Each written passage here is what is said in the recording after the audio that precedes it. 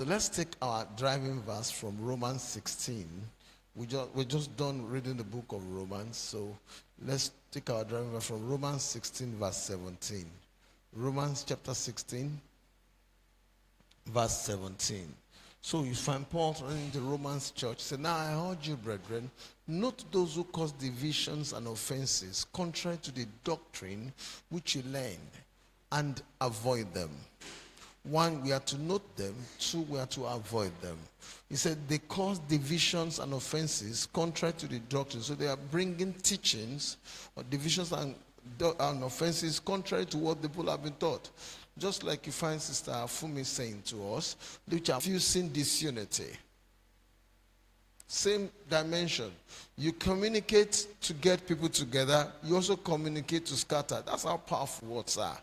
And so today we're going to be going on that terrain, and we do what we normally call Bible survey, but not in dimension of that approach, but trying to see some characters in the Bible that made themselves available for the devil to use. The devil uses men to initiate and provoke disunity anywhere. He uses men. The last time he did it himself, he used the serpent, literally the snake. And after that, he's been using men. And when he wanted to use the snake had to communicate. The snake had to talk. What's so powerful? One of the greatest tools God has given to man is mouth. Because even our salvation, with the heart we believe, with the mouth confession is made to salvation. And men are agents of God's plan on earth. Likewise, men are agents of devil's schemes against God's will, God's move here on earth. You are so important that you are hired an agent to move the move of God. You are so important that you can also become a vessel for the devil to traffic and get his will done. In most cases, believers that make themselves available for the enemy to use are not always aware. They think they are just being principled. They think they are just being sincere or logical, or they are just being, I'm trying to get the word, they are just being realistic. But that's not true. So today I'm going to be emphasizing, and it's so important. You may be asking, why is it that we always teach some stuff like that? Because the goal and the intention is to get all of us to a point whereby we're walking in sound unity in the church, in your place of work, in the school, dwells there automatically. We've done that again and again in Psalm 133. We kept on repeating that. And my goal, as I'm telling you now, is that if we are true with what we're doing today, we'll only be left with seeing the blessings. Because now you can discern them.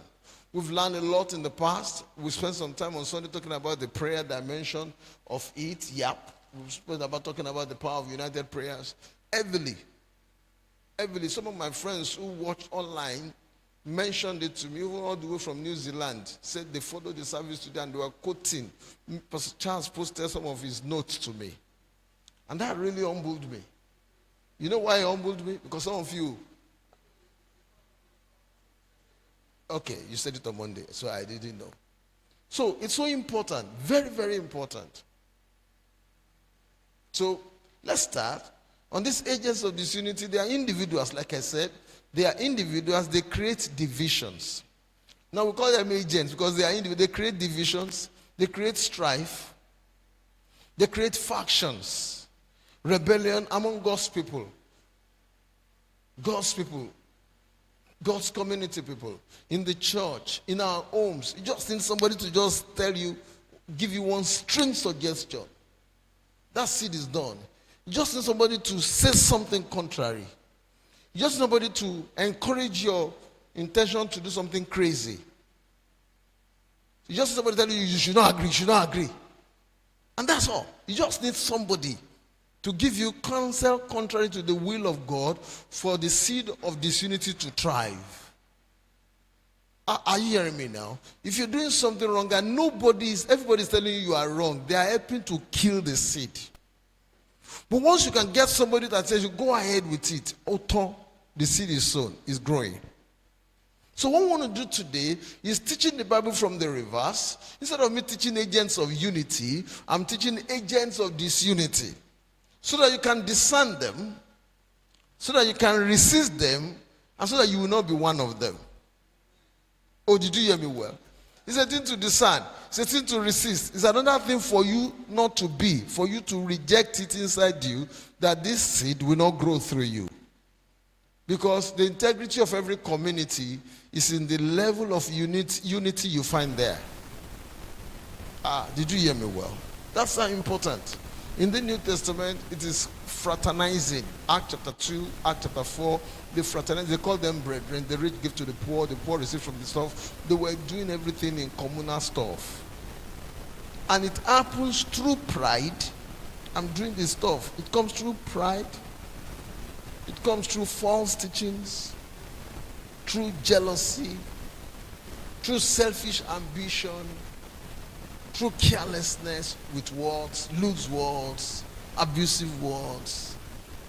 And most of the time, agents of disunity are gifted people. They are gifted people. They are what we call in agri-sociology opinion leaders. They are people that everybody wants to listen to. They have loud voice. They have the gift. They have the position. They have the wealth. They have the status. Age is on their side. So everybody wants to listen to them. But most of the time, they are not always right. They walk in intense carnality. They are always carnal. They flow in the works of the flesh. So let's start. We're going far. And I'm going to be brief with you. Let's see if we can do like 8 or 9 or 10. It's not exhaustive, I must tell you. But I think I try to extract the ones that are very important for us. So the first set of characters I think will be Isaac and Rebekah. Genesis 25, verse 28. Isaac and Rebekah, possibly one of the best couples recorded in the Bible, but they were agents of disunity. In Genesis 25, verse 28, you will see how they sowed the seed of disunity in their family with their children, unconsciously. And Isaac loved Esau because he ate his game. Rebekah loved who? Jacob. The two of them came from the same womb. The two of them, same father, same mother. But Isaac loved one because this one gave him food. Rebekah loved the other one. He stays at home. Now, this effect made Rebekah to go the extra mile to make Jacob to get the blessing that belongs to Esau. Are you hearing me now? That seed made Esau to vow, our daddy will die soon. As long as I live, this hatred remains. Have you read it before? That when he dies, I'm going to deal with it. So you find the seed of sibling rivalry sown by their parents. If you're talking about agents of disunity, I can tell you that some problem you have in homes now, parents started it. And sometimes the parents are gone. And they left the trouble with the children. And it's difficult to tamper with such parental authority. You will need grace, you will need God, you need Holy Spirit to renew the mind of this one to have a personal encounter, because the stronghold has been built over time. The dad has been putting the seed into the children, making one to be more special than the others. The day the man dies, oh, did you hear me well? I can keep on sharing with you those who died and wrote the will and gave the lastborn almost half of the property, and left the remaining for all the firstborn and all of them to share. Even the lastborn doesn't even know how to stand. When they were reading the stuff, when he saw everything, he himself knows that his life is at stake.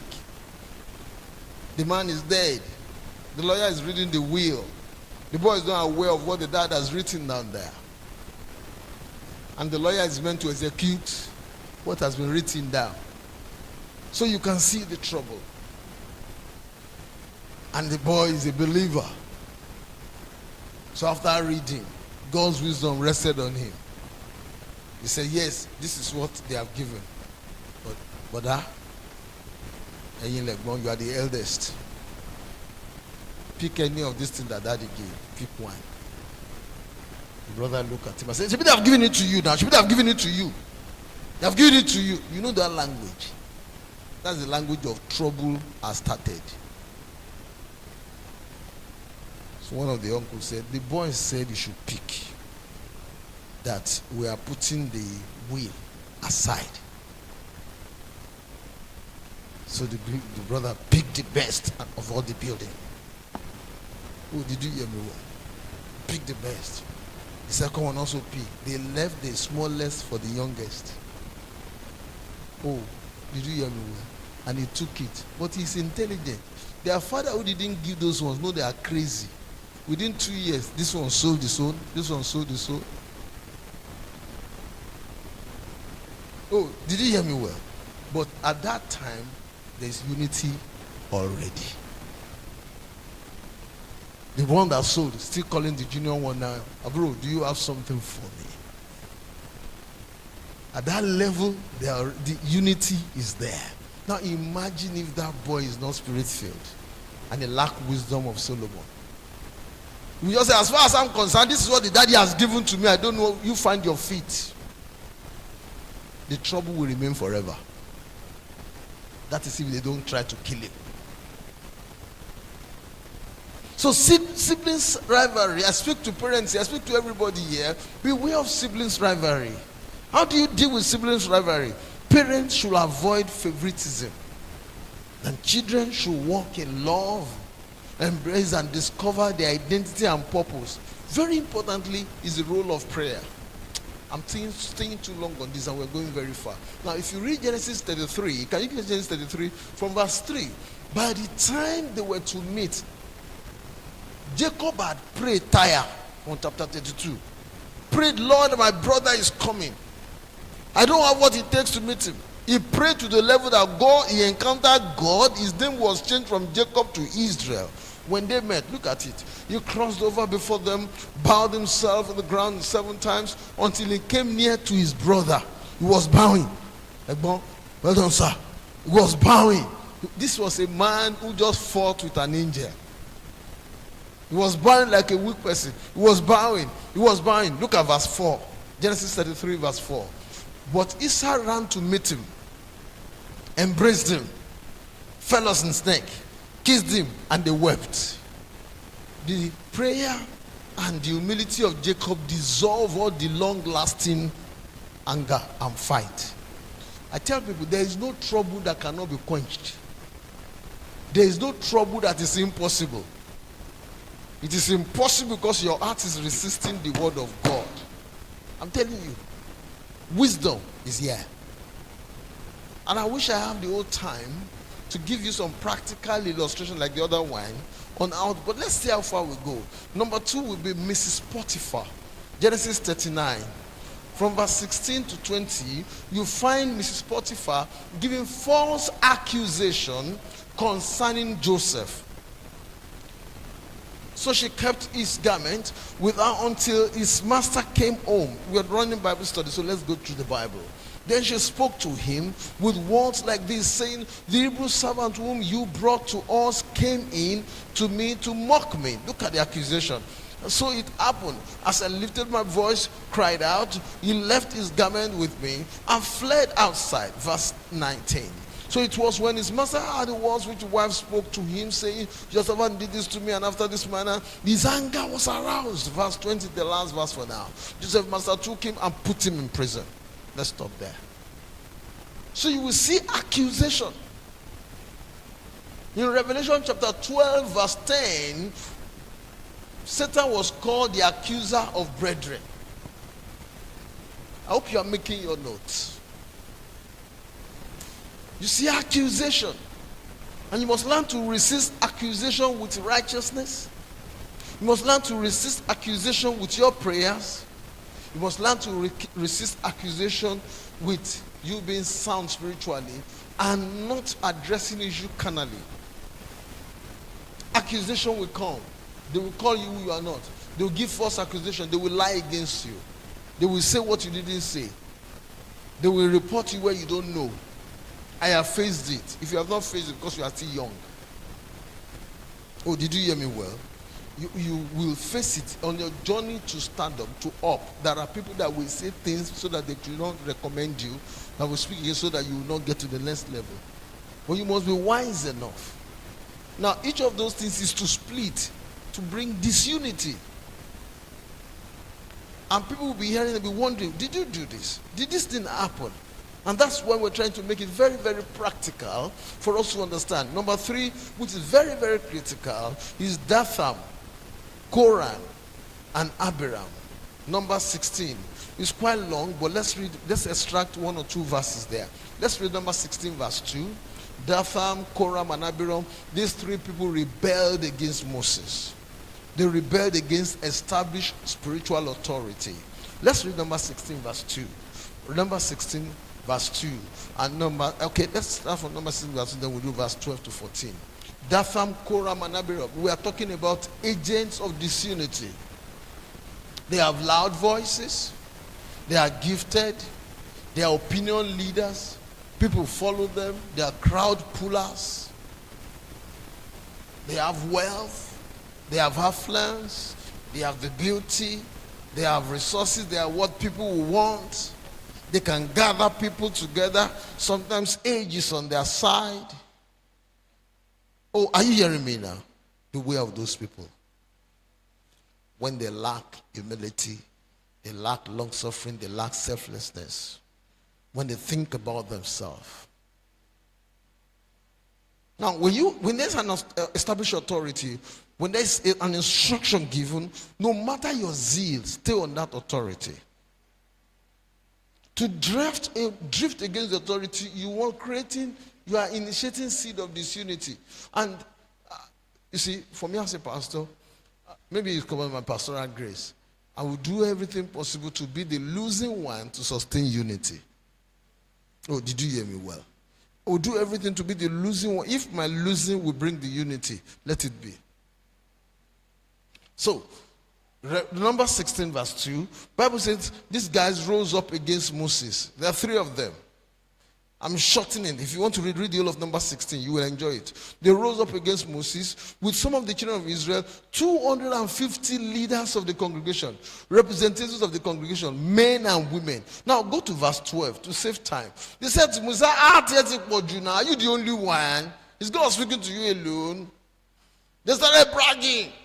Moses sent for them and said, we are not coming. Moses sent for them and said, we are not coming. Are you the only one? God speak to us too. You be telling you to do this, you be telling us to do that, you be telling 10 commandments. You say we should not eat this, you should not eat that, and now only you. And everybody say, it's true now. How can you be telling us everything all the time?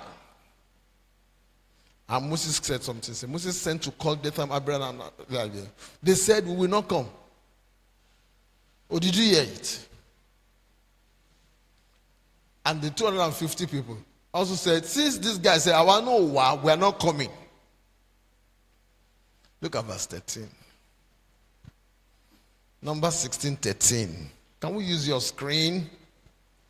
Is it a small thing that you have brought us up out of the land flowing with milk and honey to kill us in the wilderness, that you should keep acting like a prince over us? Can you see their statement? You're just acting like a prince. You always think God said, don't say it, don't say the Lord, don't say the Lord. Are you the only one? Verse 14. Moreover, you have not brought us into the land flowing with milk and honey. After all, we are still on the way. You have not even brought us there. You have not given us inheritance of field and vineyards. Will you put out the eyes of this man? We will not come up, even if you call us. And the other people stood with them. I'm not going to read the consequence. When you have time, Moses went before God, angry. And he was said to be the meekest man. The thing was boiling. Moses said, Lord, if you have called me, let this will not die normal death. Let something that has never been recorded happen to them, so that they will know truly you have called me. God came down angry. God said, all of you move away. Leave those people here. All their family members, whether they join them or not, all of them, the first earthquake. I still find it difficult as a student of geography to understand that earthquake. that the line just drew, and all those ones went down. Old Living Bible said they went to Air Street. The land just opened, swallowed them, and the land covered back. And fear gripped the people. They knew this Baba Moses. Baba. Now, you don't need to go that far. I always tell people, the craziest mistake you can do on earth is to resist established spiritual authority. It's one of the most foolish stuff. It's not an Old Testament stuff. We're going to see it now. It's in the New Testament. I thought you studied Romans 13. It's there.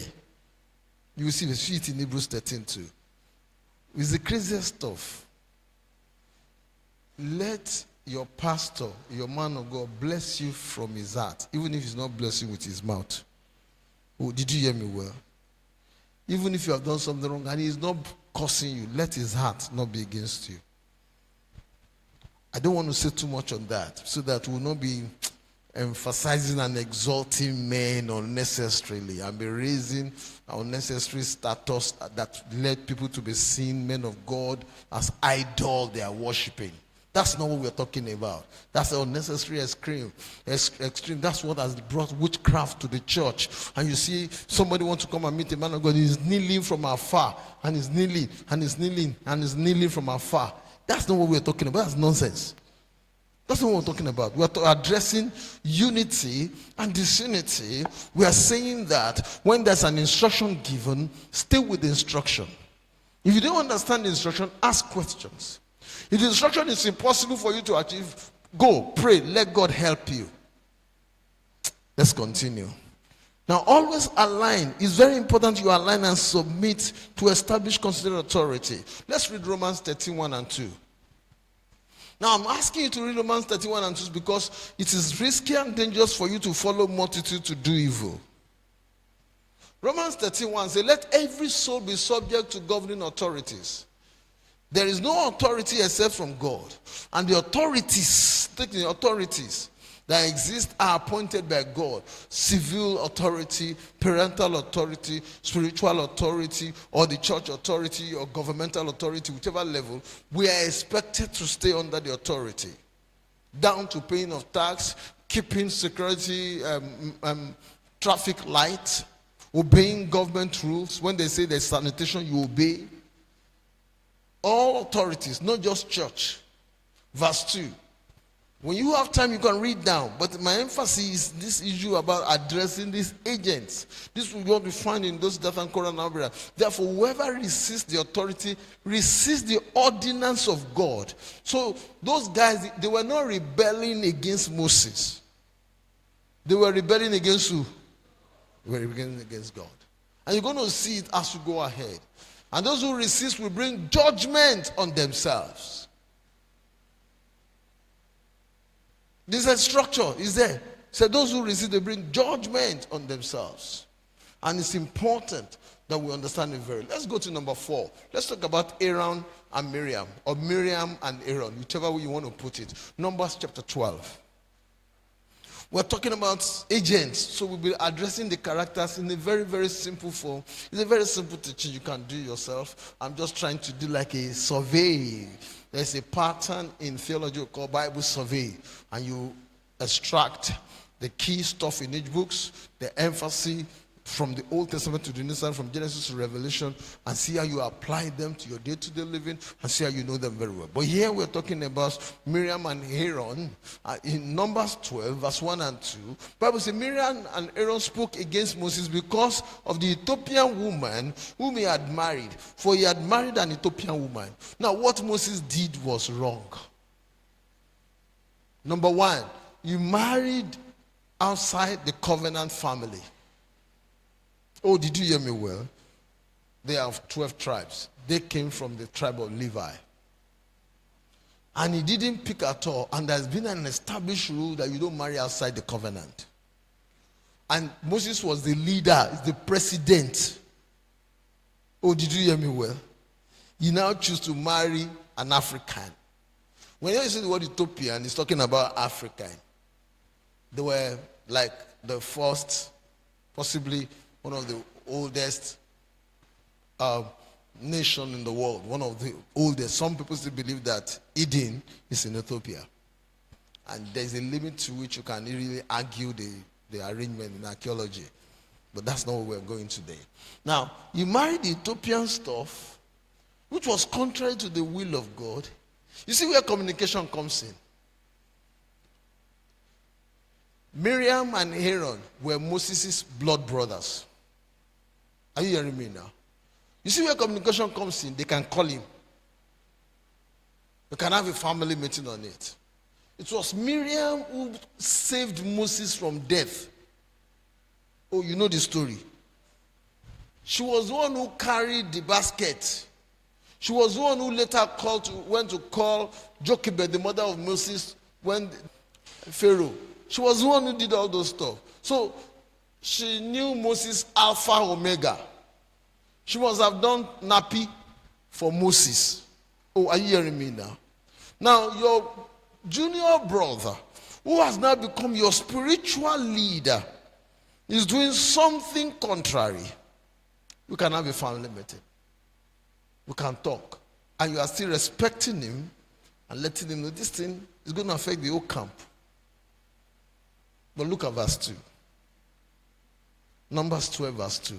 I don't always like this verse 2. I don't always like this verse 2, but it's great. Look at it. So they said, as the Lord indeed spoke only through Moses. Can you see the approach? Moses had gone to marry a black. You are not talking about the issue that you married a black person again. You have used that opportunity to seed in jealousy. Has he not also spoken through us also? Can we read the last part? That one is where I don't like. Did you know that Moses did not hear them? Oh, hello. They didn't speak it in front of Moses. But God had it. We normally use Numbers 12 to teach downward. If you have time, read it. When the Lord said, if there be any prophet among you, I, the Lord, speak to him in dreams and in vision. It's not like Moses, my servant, who is faithful in all my house. I speak to him mouth to mouth, as a man speaks to his friend. And you are not afraid.